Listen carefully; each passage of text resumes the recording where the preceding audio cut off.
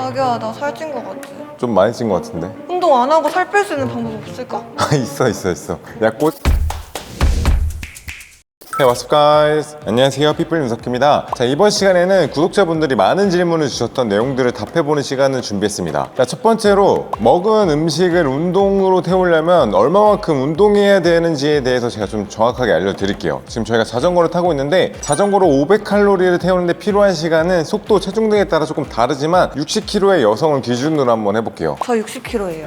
대창 180g 한 줄도 안 되는 양의 칼로리를 소비하기 위해서는 40분 동안 내내 25km의 속도로 중강도 정도의 강도로 자전거를 계속 타야 됩니다. 짜장면 한 그릇을 먹는다고 하면은 칼로리가 한 800칼로리 정도를 소비를 해야 되는데 90분 동안 유산소 운동을 하셔야 됩니다. 콤비네이션 피자 3조각과 콜라까지 드셨다면 1080칼로리 정도로 100분 정도의 유산소 운동을 또 하셔야 되고요. 필렛버거 세트로 감자튀김까지 드셨다면 900칼로리로 110분을, 고기 분모자 등 즐겁게 담아낸 마라탕 같은 경우에는 1800칼로리로 220분을 타야 됩니다. 엽기 떡볶이 한 통은 2200칼로리로 270분을, 프라이드 치킨은 2250칼로리로 280분을 쉬지 않고 타야 됩니다. 자, 이렇게 말씀드리면 확 와닿죠? 그냥 먹지 마세요. 근데 맛있잖아요. 너무 먹을 땐 행복하잖아요. 근데 만약에 여기에 요즘 또 많이 드시는 후식, 디저트인 탕후루까지 드셨다면 와. 추가로 15분을 더 타야 됩니다. 네, 이처럼 운동은 체력 향상과 근력 유지에도 필수적이지만 효과적인 감량을 위해서는 식단도 무조건 여러분들이 확보를 해야 되고, 칼로리를 확인을 하셔가지고 내가 이걸 먹으면 얼마를 운동을 더 해야 되는지를 좀 개념을 잡고 운동을 하신다면 식단을 조금 더 조절하실 수 있을 거예요. 그래서 지금 저희가 자전거를 타고 있으니까 자전거를 타는 기준으로 음식을 설명을 해드렸고, 만약에 여러분이 또 궁금하신 거 있으신 음식 있으시면 댓글 남겨주시면 저희가 자전거를 얼마나 타야 되는지를 좀 알려드릴게요. 많은 분들이 다이어트 할 때 탄수화물을 안 먹어야 된다고 생각을 하시는데 탄수화물 적게 먹어야 돼요?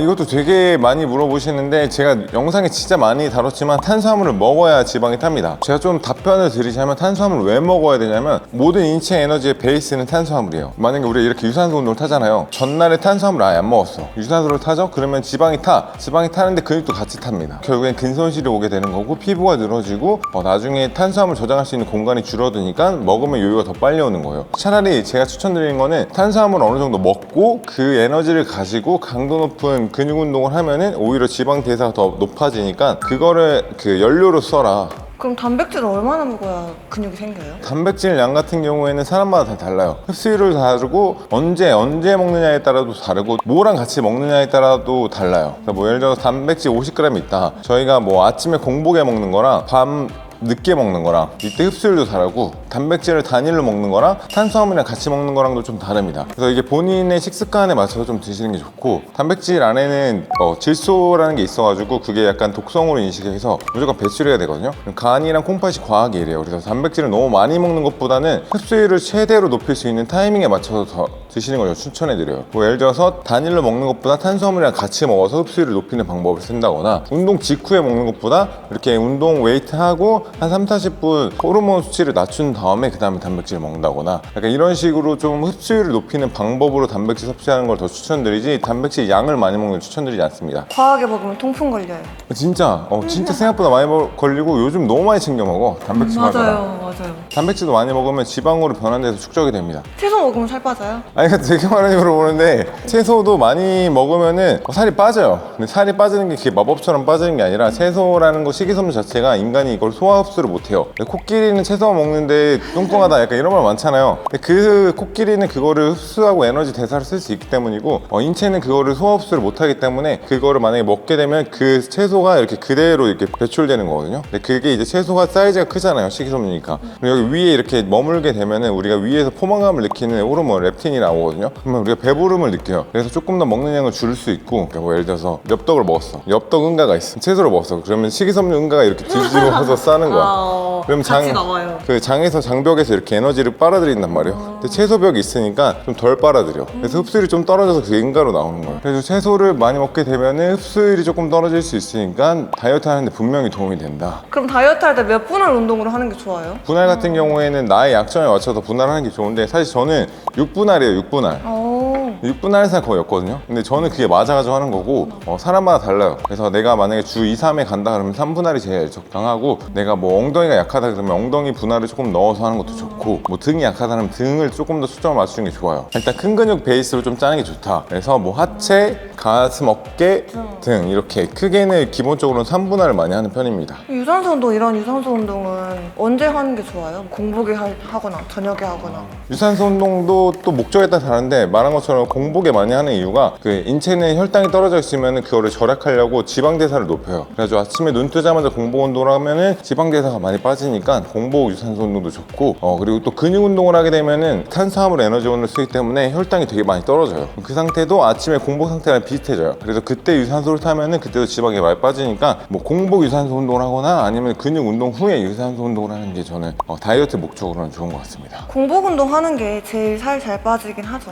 공복 운동이 살이 잘 빠지긴 하는데 양날이 좀 검이긴 해요. 왜냐면 유산소 대사가 어쨌든 산화 시스템이라고 해가지고 산소 공급으로 지방을 태우는 건데 순수하게 지방만 태우면 좋겠지만 이게 강도를 너무 높게 하거나 공복 시간이 너무 길게 되면은 세포 벽도 좀 태워버릴 수 있고 오히려 근손실도 나고 노화도 좀 촉진할 수 있어서 공복 운동 같은 경우에 너무 길게 하는 것보다는 좀 짧게 뭐 1시간 내외로 하는 거를 저는 좀 많이 추천해 드리고 결국에 제일 중요한 건 세포 벽이 손상이 되면 노화가 되게 빨리 일어나요.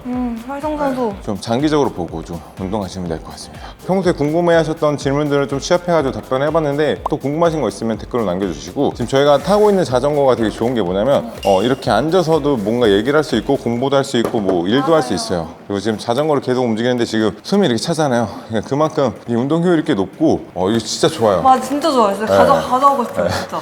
이건 저희가 무대들 올 때마다 가져가고 싶다고 하실 정도로 좀 좋은 제품이니까 이 제품 이름은 스트렝스 라이프 어파이 릴렉스 사이클이라는 제품입니다.